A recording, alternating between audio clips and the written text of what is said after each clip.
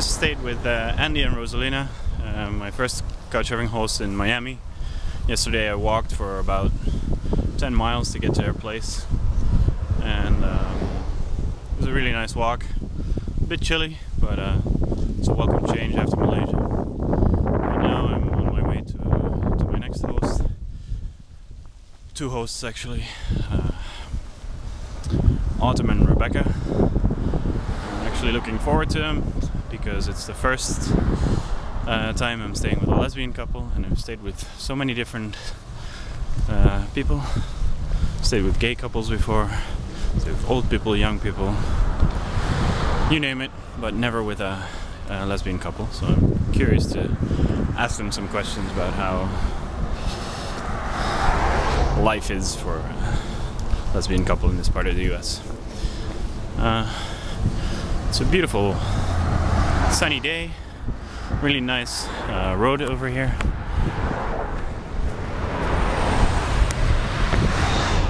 All big cars because, you know, you're in the US, so you cannot really drive a small car. It'll be like an hour's walk maybe if I take it easy, and yeah, see what comes next. Right, I decided I wanted to talk a bit more about things.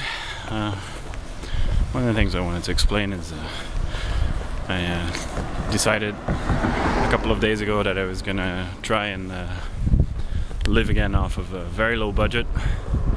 And this time I've set it to $5 a day, which is very little, but it's still more than I did when I first was forced to do it.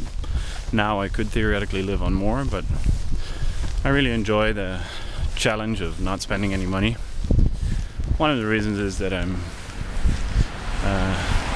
it's one of the reasons that I'm now walking to my next host. I could take a bus, but you know, it's a beautiful day, it's a beautiful city, I could use the exercise, so why not walk? Some of the other reasons are that life becomes a lot more interesting when you live on that little money, because you cannot really afford anything. So for everything you spend, you become used to to ask yourself the question right before you actually spend the money: do I absolutely need to buy this? And I find that 9 out of 10 times the answer to that question is not really. I mean, yes, it would be nice to buy a cup of coffee, or yes, it would be nice to buy something because I'm hungry, but I'm carrying a loaf of bread and some slices of cheese in my backpack, and the cheese here is so chemical that it'll stay good for days out of the fridge, and the bread as well. So I find myself eating that whenever I get hungry. It's not super healthy for a long period of time, but it'll do.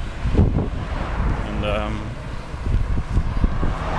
yeah, for instance, yesterday, staying with a couchsurfing host, and we went to the shop, and he did some shopping, and I offered to pay my part of the shopping, but he wouldn't have any part of it.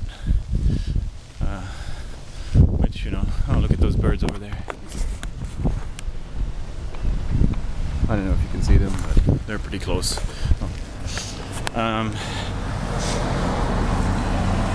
Yeah, I offered to pay for my part of the shopping, but he wouldn't have it, which is very friendly of him. So, you know, yesterday evening, had a free meal. I was totally prepared to pay for it, but it's all good. And I think that when you live on this little money, you should be prepared to spend more, you know, but you should try to keep it as low as possible. Yesterday, I spent $3.75 on the light rail, on the tri-rail, to get from Fort Lauderdale Airport to Miami Airport, and from there I walked to my host. And besides that, I spent $6.30 something on the loaf of bread and the cheese, and that's about all that I spent. So that's over $10. Is it? Yeah, it's a little over $10, but the loaf of bread will last me a couple of days, so yeah, should be good as long as I manage to hopefully not spend any money today. Then I will be sticking to my budget for at least the first 2 days, which is already a big win in my book. Look at how beautiful these flowers are. This is somebody's front yard. Probably somebody who has a decent deal of cash. It's a huge property. And we're only like, I don't know, 2 miles from the beach, maybe less even. It's just a really nice place. I guess that was all my blabbering for now.